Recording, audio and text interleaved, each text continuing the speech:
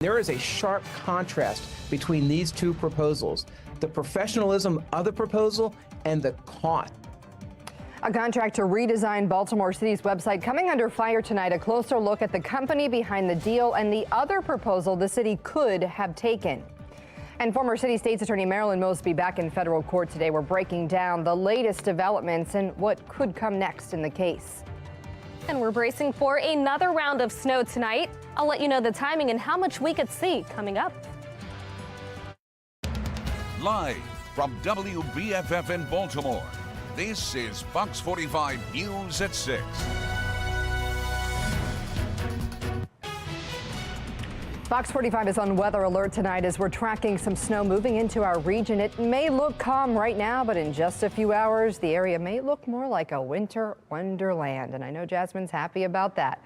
Good evening. I'm Maxine Stryker. Thanks so much for staying with us. Let's bring in meteorologist Jasmine Lomax now for the latest on the storm. And just how much snow are we expecting to see tonight, Jasmine? Thanks, Maxine. We are getting ready for a few inches of snow, and it may not look like it outside right now. We're still dry with temperatures in the 40s, but we have a big cool down on the way tonight, along with that chance for snow. Right now, we're seeing a few flurries in western Maryland, but a lot of the moderate snow is still well to our west. It's all associated with this low pressure system. As that continues to drive northeast, our rain and snow chances will increase. We start out with showers, but then late tonight, that transitions into snow. We already have winter alerts posted ahead of that system. For the areas in pink, we're talking a winter storm warning, and this is for the spots where we expect the greatest impacts and the highest snow totals. Areas south are looking at a winter weather advisory, so those are the spots in purple. Make sure that you are staying alert as we get ready for that winter weather tonight. It certainly could have impacts on your plans, especially if you'll be out tomorrow morning. Coming up, I'll break down the timing of this system and how much snow we could see in my full forecast. Back to you. Wake up with the Fox 45 Weather Authority team as they continue to track the snowy conditions. Meteorologist Amy Aronson will have a full report tomorrow morning starting at 7 a.m. And we want to see the snowfall in your area. Just scan the QR code on your screen or head to foxbaltimore.com/chime in to share those photos and videos once the snow starts falling. Fox 45 News is also following breaking developments out of New York City, where a judge has ordered former President Donald Trump and his companies to pay nearly $355 million in a ruling in his New York civil fraud case. Trump and his two eldest sons, Eric and Donald Trump Jr., were also banned from doing business in New York State for 3 years. A judge found Trump and executives at the Trump Organization falsified business records and inflated the value of assets. The Trumps called the trial a political witch hunt. Now, in response to today's verdict, Donald Trump Jr. took to X, writing, quote, "We've reached the point where your political beliefs combined with what venue your case is heard are the primary determinants of the outcome, not the facts of the case. It's truly sad what's happened to our country, and I hope others see it before it's too late to correct course." So far, Trump has not responded to today's verdict. His lawyers say they do plan to appeal the decision. Maxine? The city is facing a structural deficit, and they need to find ways to save money. Tonight, a controversial contract to redesign the city's website is being met with renewed criticism. The $1 million contract with Fearless Solutions first came under fire for ties to Mayor Scott's campaign, along with missed deadlines and a budget that has since doubled to more than $2 million. And now a Fox 45 investigation reveals a much more cost-effective deal was turned down. Rebecca Pryor explains just how much money taxpayers could have saved. When selecting a software company to redesign the city's website, two proposals were on the table. One from Interpersonal Frequency, who presented a thorough 84-page pitch with intricate web graphics, a detailed design plan, and a price tag of about $300,000. The other from Fearless Solutions, spanning just 19 pages. No web graphics included, a brief design plan still in the developing stages, and a price tag of $1 million. The Baltimore City Information and Technology Office, or BCIT, selecting the proposal billing taxpayers 3 times the cost, which, following 2 budget increase approvals from the Board of Estimates. All those in favor, please say aye. Aye. All those opposed, please say nay. The ayes have it. Has since ballooned to 7 times what taxpayers could have paid. And there is a sharp contrast between these two proposals, the professionalism of the proposal and the cost. Taxpayer advocate David Williams weighing in. There is no justification to choose a company that is charging more for the same service. Saying the deal raised red flags from the start due to the owner of Fearless Solutions' ties to city leaders.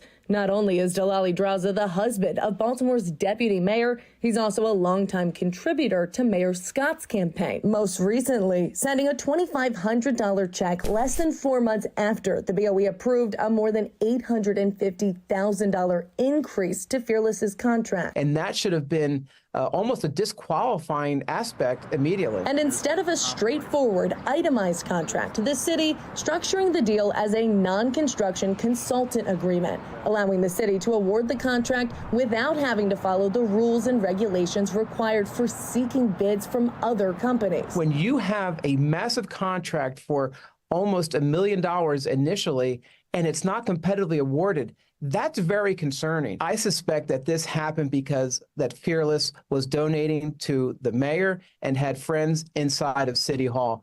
And that's not how contracts should be awarded. Despite last month, Mayor Scott doubling down on claims multiple bids were still considered. What BCIT did is that they also went out and talked to multiple contractors and decided to go with Fearless. So they did take other bids? They did. They talked to other contractors, and BCIT decided on this contract. Are you able to say what other contractors? I am not at liberty to say at this time. A records request from FOX45 revealing BCIT claims to have contacted 6 companies, but admits interpersonal frequency was the only other bid up for consideration. FOX45 sending questions to the mayor's office today asking, why did you claim multiple bids were reviewed when only one other bid was submitted?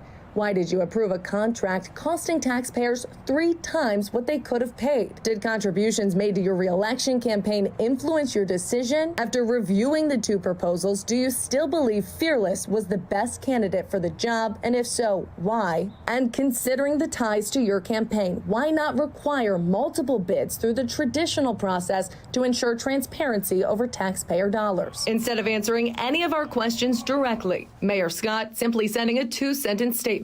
Reading in part, quote, of the multiple firms that BCIT reached out to, they selected the one best suited. No due diligence was done. There was no transparency. There was no oversight. Now, taxpayers may be on the hook for almost $2 million more for a city website.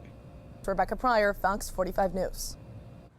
That brings us now to our question of the day. Do you trust the city to spend your tax dollars responsibly? So far, 99% of those who voted say no. To make your voice heard, head to foxbaltimore.com. The future of Baltimore's citation docket for low-level offenses could be in jeopardy because of growing tension between Baltimore police and the city state's attorney's office over why so many citations are being rejected. 37 BPD citations have made it to court, only about half of what was written. All others were deemed insufficient. The state's attorney's office says they offered to train officers on how to write those citations, but the police department passed it up. Based on the level of participation that we're getting in terms of the police department writing these citations, it's similar to when the previous administration was in, when the previous state's attorney was in. Fox 45 News reached out to Baltimore police, a spokesperson telling us the department will now go through training with the state's attorney's office. And while BPD has promised to get the citation training, mayoral candidate Sheila Dixon says it's an issue that should have been addressed months ago. Dixon saying that low-level crime will be a top priority if she is elected mayor. If I were mayor, heads would be rolling for the unexcusable behavior. The police department needs to step up. They need to get trained properly, understand what it takes, and then get out there and start providing these citations. Fox 45 pressed Dixon on her statement that heads would roll at BPD, but she refused to say whether that would include any type of disciplinary action. She simply said there has to be accountability. Fox 45's Keith Daniels will be bringing us a full report on Dixon's comments tonight on Fox 45 News at 10. Marilyn Mosby was back in federal court today just over 1 week after a jury found her guilty of 1 count of federal mortgage fraud. This time the defense trying to get Mosby's conviction tossed out. Fox 45's Mackenzie Frost has a closer look at the latest developments and explains how this case is far from over. Marilyn Mosby's defense team argued the prosecutor should not have brought this case forward in Maryland, but the judge disagreed, upholding the mortgage fraud conviction. And now Marilyn Mosby is required to give up her passport by next week, something the judge said should have been done 2 years ago. A charter bus pulling into the Greenbelt Federal Courthouse parking lot Friday morning. Dozens of supporters getting off the bus, gathering in another prayer circle. Hallelujah. Marilyn Mosby once again bringing her 2 daughters to court with her. Inside the courtroom, the defense attempting to paint the timeline and picture, saying there's no evidence proving beyond a reasonable doubt that this gift letter written by Marilyn Mosby and signed by Nick Mosby was submitted to the mortgage company while the Mosbys were in Maryland. The gift letter indicated Nick would give Marilyn the $5,000 she needed to close in the Longboat Key condo. It was dated February 9th, 2021, submitted February 10th. That same gift letter is what a jury just last week decided was the lie Marilyn Mosby told mortgage companies, and it's what the jury used to convict the former top prosecutor in Baltimore City on 1 count of mortgage fraud. The defense argues there isn't proof, including bank and credit card statements showing Marilyn Mosby was in Maryland when she wrote and submitted that letter. But prosecutors argue financial records paint a different picture, indicating the Mosbys were living in and working in Maryland at the time. Prosecutors say on February 8th, Marilyn Mosby's debit card was used at a Five Guys in Cockeysville. February 16th, records indicate a charge for Spirit Airlines for plane tickets to Florida. February 17th, Mosby's loan was approved, and February 19th, she closed on the condo while in Florida. Judge Lydia Grigsby denying the defense's attempt to get the conviction tossed. Mosby also ordered to surrender her passport by February 20th, and it was revealed she should have given up that passport 2 years ago, but never did. Leaving the courthouse, Ms. Mosby, will you surrender your passport by Tuesday? More silence for Mosby as she made her way into her blacked-out SUV. Leaving the federal courthouse and her sea of supporters behind. Several legal experts do say they anticipate an appeal to be filed for both of these cases involving Marilyn Mosby, but so far that has yet to happen. Meanwhile, Marilyn Mosby is set to be scheduled May 23rd. In the newsroom, Mackenzie Frost, Fox 45 News. Fox 45 News is learning new details tonight surrounding the 17-year-old girl who was shot last night. Police are confirming that the girl was a passenger in a Lyft. According to police audio, the girl was in the car with her mom and brother. She is still in critical condition tonight. Fox 45's Vincent Hill will have a full report tonight on Fox 45 News at 10. I'm Janae Bones in Washington with a look at the push for President Biden to take a cognitive test.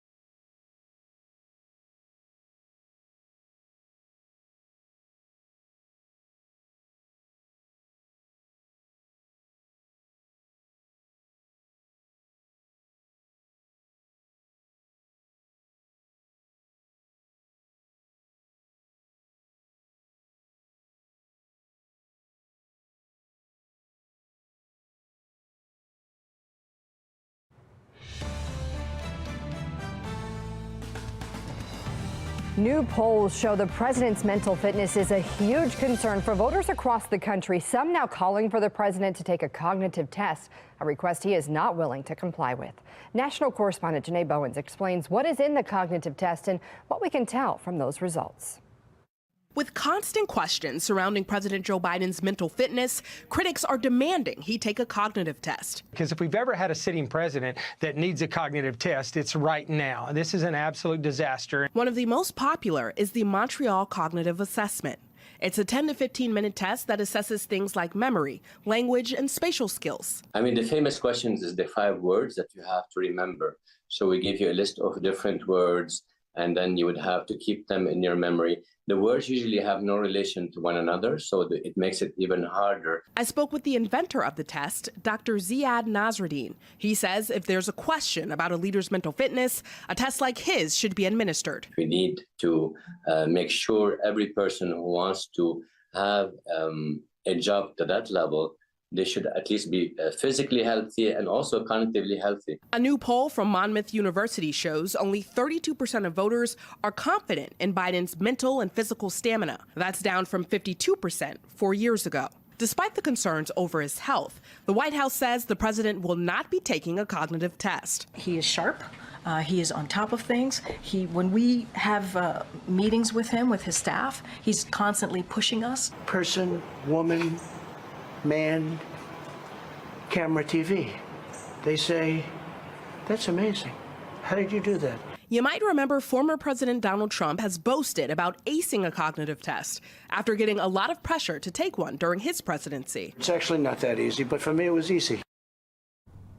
Now, Maxine, Biden's aides are reportedly concerned about special counsel Robert Hur testifying on Capitol Hill next month. Now, his description of the president as an elderly man with a poor memory and his report about Biden's handling of classified documents set off the current mental fitness debate, and Hur's upcoming appearance is certain to keep the issue front and center. And Janae, how is all of this attention around Biden's mental fitness impacting his election efforts? Right. So the Monmouth poll we talked about earlier shows nearly half of voters say it's possible Biden may be replaced as the Democratic nominee. Now, that's primarily for health reasons. At the same time, 1/3 think Republicans could replace Trump, but in this case, it would be due to his legal troubles. Maxine. Janae Bowens live for us tonight in D.C. Thanks so much. We are weather alert, and it's because of the snow that is on the way to the state late tonight. Now, it's still a little bit to our west, but it's moving closer and closer to our region. In fact, we're already seeing a few flurries in western Maryland. Now, as this low pressure system continues to drive toward the northeast, we'll see those rain and snow chances increase late tonight. We are in this area of pink for a winter storm warning through 5 in the morning. A winter weather advisory is in place for all of the spots in purple. That's where we expect the lower snow totals. But for the pink, that's where we could see the highest accumulation. You want to make sure that you are staying alert and that you have multiple ways of receiving any warnings that are issued. Temperatures continue to fall. 44 currently over Towson with overcast skies. Winds are calm. We're still mainly seeing the 40s across the state. 30s in western Maryland, and for the rest of us, the temperatures fall tonight ahead of the snow. So around 9 p.m., we're tracking showers across the Baltimore area. Temperatures still hanging on to the low to mid 30s. Then once we get closer to about 11 p.m., we start to see that transition into snow as temperatures fall below freezing. That snow continues to spread across the state late tonight and into the morning.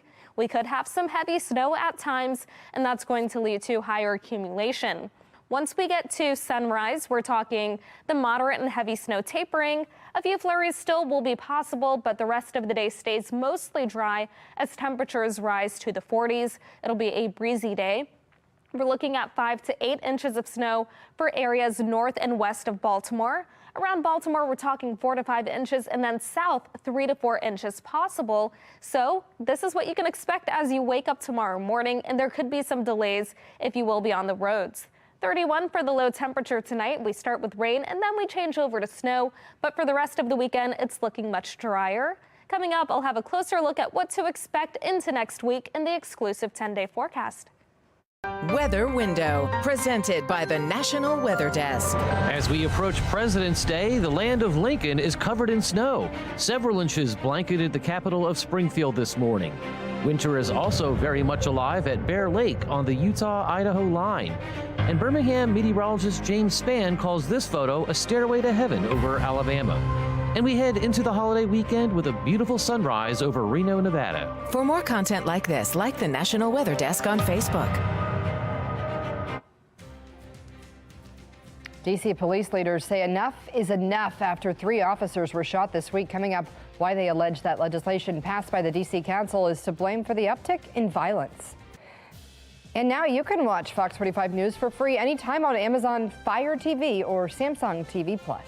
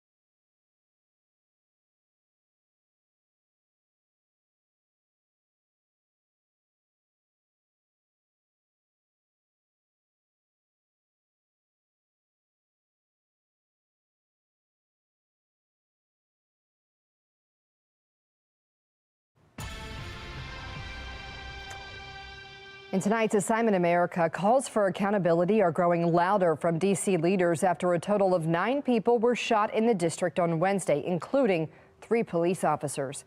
Caroline Patricus from our Sinclair sister station in D.C. has the story. As concerns over violent crime in the district continue, we have to have stiffer penalties for firearms. Yet another call for accountability from leaders. Obviously, it's frustrating to have 3 officers get shot. After that violence hit D.C. police officers on Wednesday. Our officers have trouble going out and doing their job effectively and in a way that gets these criminals off the street. And it's dangerous. It's dangerous for citizens, and it's obviously, we know now, it's dangerous for officers. D.C. Police Union President Greg Pemberton said the police department staffing is down, morale is at an all-time low, and he points the fingers at policies that D.C. Council created, making it harder for police to do their jobs. We don't have the right number of officers. We're short 500 cops right now.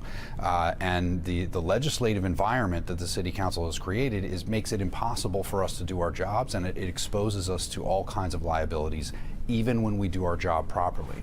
And that's an environment that is a recipe for disaster. DC's police chief also calling on council for help. It is my hope that the DC Council will pass Secure DC with no amendments in order to support the work that we're doing here in the District of Columbia.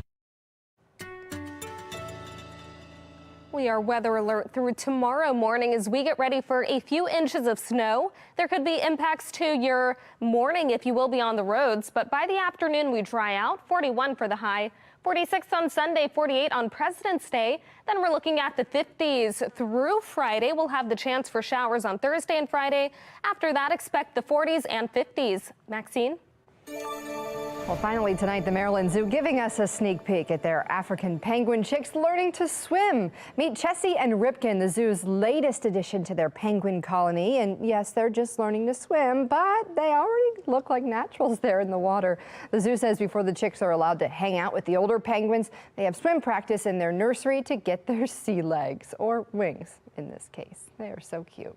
That's all for Fox 45 News at 6. Family Feud is next. We'll see you again tonight at 10. Have a great night.